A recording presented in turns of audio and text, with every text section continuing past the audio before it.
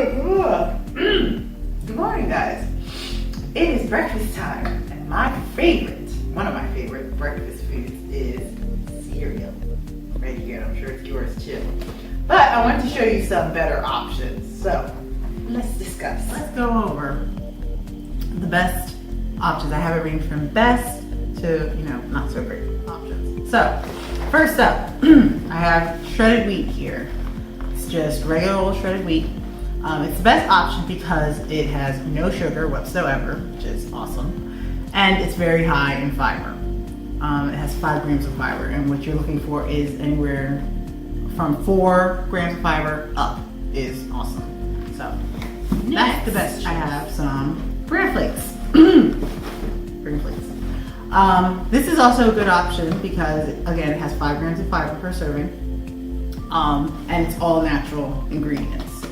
So definitely want to keep a look for that. And it has 6 grams of sugar or less, which is also what you want to look for. Next, we have these wheat squares. They're organic, so right off the bat, we're on good track because there's nothing artificial, no preservatives, no artificial preservatives. Awesome. This has 3 grams of fiber per serving, which is decent. It's not great, but we'll take it.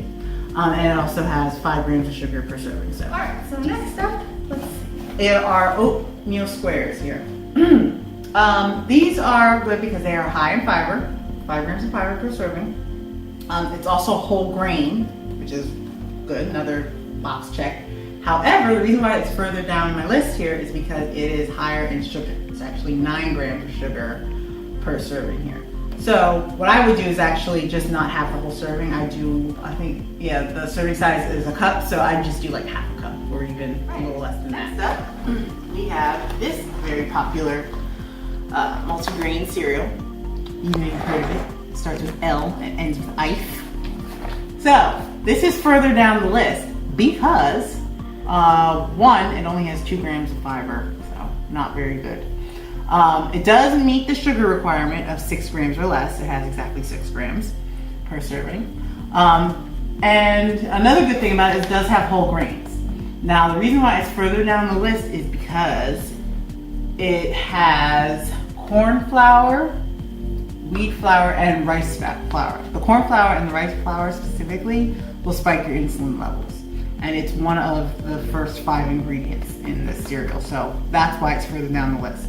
It also has some dyes in it as well, believe it or not. So that's why we put it further down the list. If you're going to have it, again, just try and have less than the serving. Last up, we have granola here. Now, the good thing about this granola is that I can pronounce everything on the ingredients list, okay? So there's no artificial anything. So that's awesome. Now, but the reason why it's last on the list is that it is very high in calories. It's high in fat, it's very high in sugar, and high in carbs. It does have 3 grams of fiber, which is, like we said, that's decent. But overall, it's just very high in calories. So if you're going to eat, if you're going to have any of this, I would recommend So let me tell you what I do when I fix myself a bowl of cereal. Most people have a mixed drink.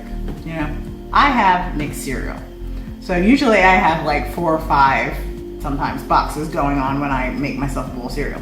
So here's what I do. My favorite, I love shredded wheat. This, again, absolutely no sugar in it.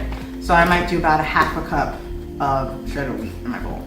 Then I'll do these wheat squares, okay? And I might do like a quarter cup of that, okay?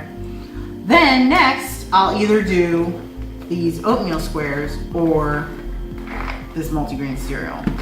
And I might do, 1/8 to a quarter cup of that. And then to top it all off, because I really do like granola, but since it's so high in calories, I'll only put like a tablespoon, maybe 2, of the granola on top. That's usually how I make my cereal.